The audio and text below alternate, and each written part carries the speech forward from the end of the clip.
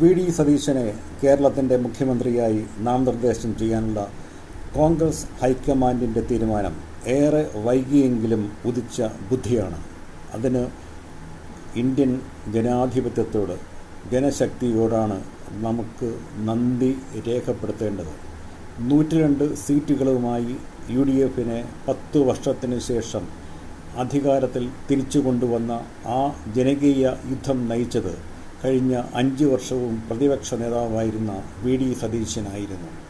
കഴിഞ്ഞ 3 തെരഞ്ഞെടുപ്പുകളിൽ 2024 ലോക്സഭാ തെരഞ്ഞെടുപ്പിൽ 18 സീറ്റുകളിൽ നേടിയ അമ്പരപ്പിക്കുന്ന വിജയം, അതിനുശേഷമുള്ള 4 നിയമസഭാ ഉപതെരഞ്ഞെടുപ്പുകളിൽ നേടിയ തിളക്കമാർന്ന വിജയം, ഏറ്റവും അവസാനം തദ്ദേശ സ്വയംഭരണ സ്ഥാപന തെരഞ്ഞെടുപ്പിൽ നേടിയ വിജയം, ഇതിനെല്ലാം പ്രേരക ശക്തിയായതും ഗ്രൗണ്ടിലിറങ്ങി പട നയിച്ചതും വി.ഡി. സതീശനല്ലാതെ മറ്റാരും ആയിരുന്നില്ല.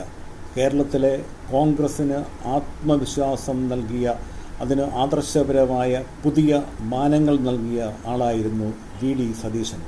സ്വാഭാവികമായും തിരഞ്ഞെടുപ്പ് വിജയത്തിന് ശേഷം അദ്ദേഹമായിരുന്നു ഒരു ചർച്ചയും കൂടാതെ മുഖ്യമന്ത്രി സ്ഥാനത്തേക്ക് കോൺഗ്രസിൻ്റെ നോമിനിയായി നാമനിർദ്ദേശം ചെയ്യപ്പെടേണ്ടിയിരുന്നത്. പക്ഷേ 3 അവകാശികൾ അതിന് രംഗത്ത് വന്നു. ഇത്രയും ദിവസം ചർച്ചകൾ നീണ്ടുപോയി. കോൺഗ്രസിൻ്റെ അഖിലേന്ത്യാ ജനറൽ സെക്രട്ടറിയായ K.C. വേണുഗോപാൽ അപ്രതീക്ഷിതമായി അല്ല സ്ഥാനാർത്ഥിയായി വരുന്നത്. വി.ഡി. സതീശൻ ഒഴുക്കി പണിയെടുക്കുമ്പോൾ K.C. വേണുഗോപാൽ ജയിച്ചു വരുന്ന MLA-മാരെ തൻ്റെ കൂടെ നിർത്താനുള്ള ശ്രമത്തിൽ ആയിരുന്നു. ഇപ്പോൾ അതെല്ലാം വ്യക്തമാണ്. രമേശ് ചെന്നിത്തലയ്ക്ക് സീനിയോറിറ്റി ഉണ്ട്. പക്ഷേ കഴിഞ്ഞ അതിന് തൊട്ടു മുമ്പുള്ള നിയമസഭയിൽ പ്രതിപക്ഷത്തെ നയിച്ചത് അദ്ദേഹമായിരുന്നു. കഴിഞ്ഞ നിയമസഭയിൽ അദ്ദേഹത്തിന് UDFനെ വിജയത്തിലേക്ക് നയിക്കാൻ പറ്റിയില്ല. അവിടെയാണ് പുതിയ മുദ്രാവാക്യങ്ങൾ ഉയർത്തി. അതിലേറ്റവും പ്രധാനപ്പെട്ടത് ഞങ്ങളാണ്, UDF ആണ് ഇടതുപക്ഷം എന്നുള്ള വി.ഡി. സതീശൻ്റെ മുദ്രാവാക്യമായിരുന്നു. ഒട്ടേറെ സാമൂഹിക വിഭാഗങ്ങൾ അതിലേക്ക് UDFലേക്ക് ആകർഷിക്കപ്പെട്ടു.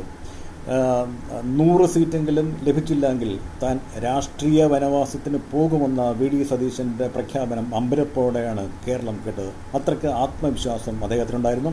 ഏതായാലും വളരെ വൈകിയെങ്കിലും വി.ഡി. സതീശനെ കോൺഗ്രസ് മുഖ്യമന്ത്രി സ്ഥാനത്തേക്ക് നോമിനേറ്റ് ചെയ്യാനുള്ള തീരുമാനം ജനരോഷത്തിൻ്റെ ജനകീയ വിജയം തന്നെയാണ്. തീർച്ചയായും നല്ല സദ്ഭരണം കാഴ്ചവെക്കാൻ വി.ഡി. സതീശൻ്റെ നേതൃത്വത്തിൽ കോൺഗ്രസ്സിന് UDFന് കഴിയട്ടെ. മതേതര കേരളം അദ്ദേഹത്തോട് എന്നും കടപ്പെട്ടിരിക്കുന്നു.